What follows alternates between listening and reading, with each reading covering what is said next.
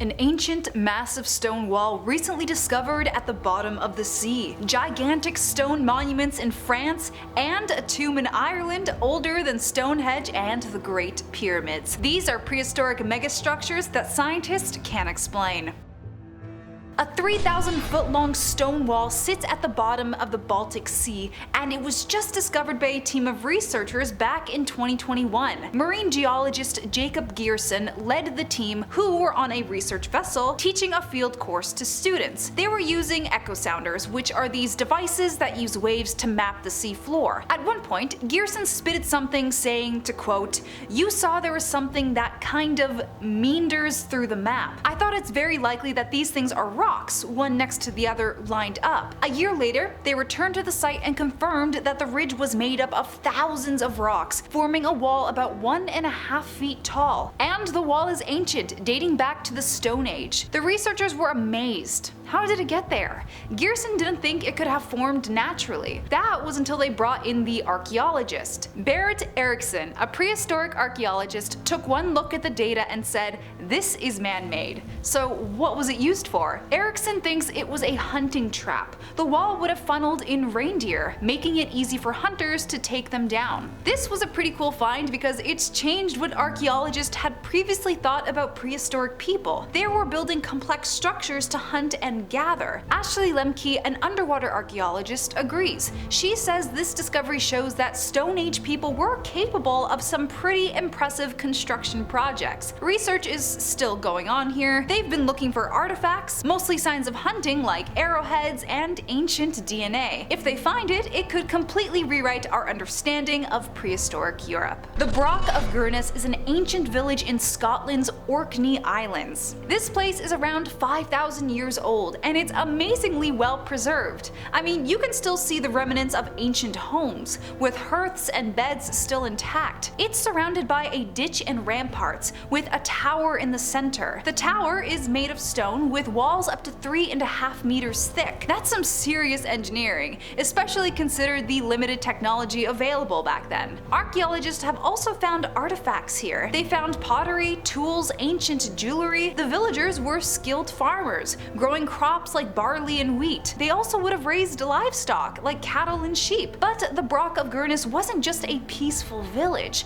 It was also a fortified stronghold with defensive walls and a tower that would have given the people a pretty solid view of the surrounding area. So it seems like the villagers were prepared to defend themselves against invaders. Next, let's head to France and explore the Carnac Stones. Ancient people just loved their big stones, didn't they? So the Carnac Stones are a series of stones stretching over 20 kilometers in Brittany. They're up to 4 meters tall, or just over 13 feet, and some are covered in carvings. They're estimated to be around 6,500 years old, making them one of the oldest prehistoric monuments in the world. That's even older than the pyramids of Egypt by 2,000 years. So what were the Carnac Stones used for? Well, we're not entirely sure, but they are aligned with the stars and planets. Some of the stones are positioned to correspond with the rising and settling of the sun and moon. That's some pretty advanced astronomy, especially considering the limited technology available back then. The Carnac Stones are also covered in ancient carvings depicting animals, humans, shapes, and symbols.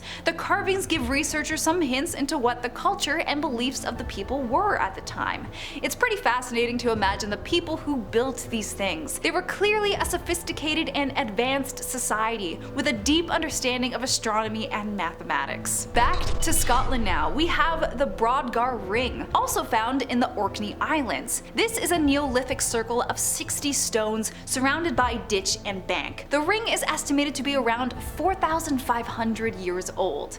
What's cool about the Brodgar Ring is its incredible precision. The stones are spaced evenly apart, and the circle is almost perfectly symmetrical. And once again, the ring is aligned with the stars, corresponding with the rising and setting setting of the sun and moon. Archaeologists have found evidence of ritual activity here. Not that you'd really need artifacts to get that across. I look at ancient stone monoliths set up in a ring and my first thought is usually rituals. But they found pottery, tools, and ancient human remains. So it looks like this was a spiritual site for sure. But were people just buried here, or were they sacrificed? Older than Stonehenge and the Great Pyramids, we have the Newgrange in Ireland. This is a massive monument, estimated to be around 5,200 years old.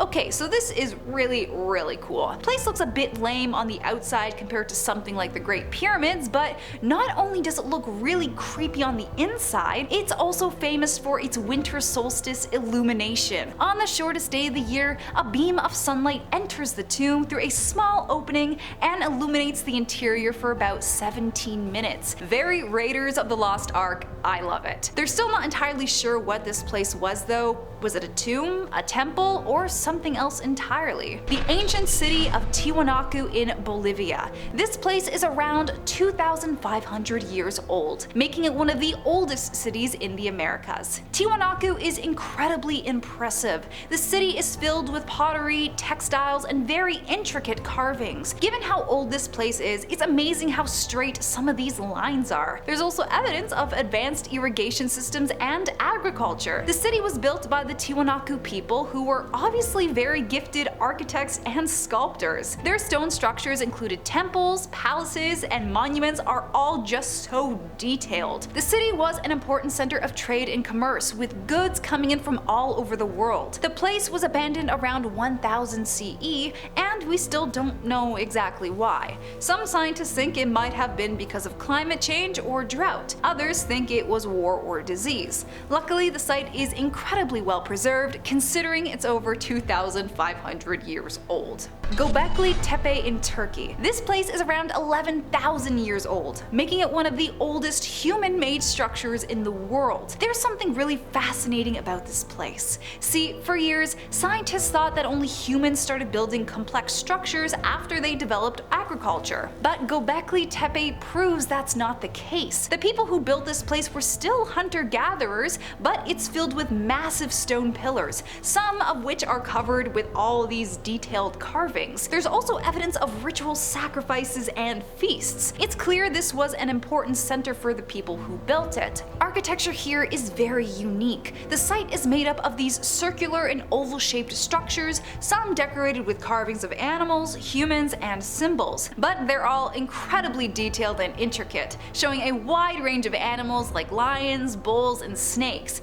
And the carvings of humans seem to depict rituals or ceremonies. Angkor Wat in Cambodia.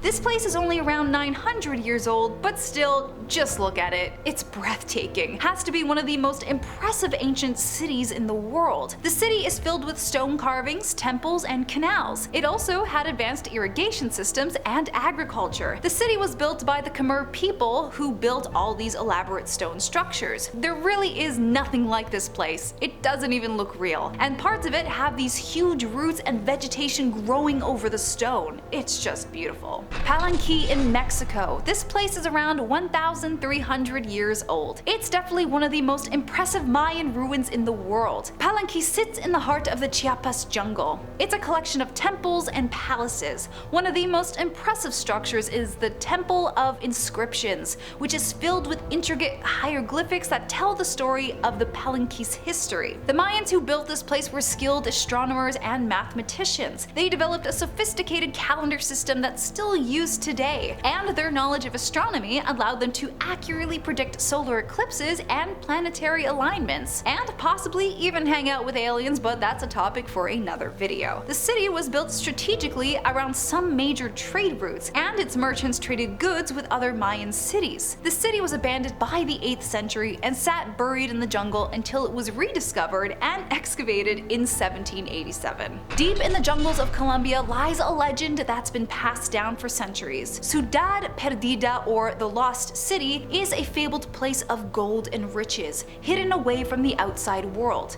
Many have searched for it, but few have claimed to have found it. The legend dates back to a time of the Spanish conquistadors, who would hear stories about this hidden city deep in the jungle. The city was said to be filled with gold and precious jewels, and and many believed it was the capital of the ancient Tairona civilization. For centuries, explorers searched for the mysterious city. Some said they did find it, but they were never able to prove it. That was until 1972, when a group of local farmers came across this series of stone steps deep in the jungle. The steps led to a hidden city, filled with ancient ruins and artifacts, and as archaeologists started to explore the city, they realized that this place could have very likely been the mythical lost city. The city was filled with intricate stone carvings, pottery, and gold artifacts, all of which dated back to the time of the Tairona civilization. Today, Ciudad Perdida is a UNESCO World Heritage Site, and it's considered one of the most important archaeological discoveries in recent history. Pretty amazing, and it's stories like this that keep my fingers crossed for Atlantis.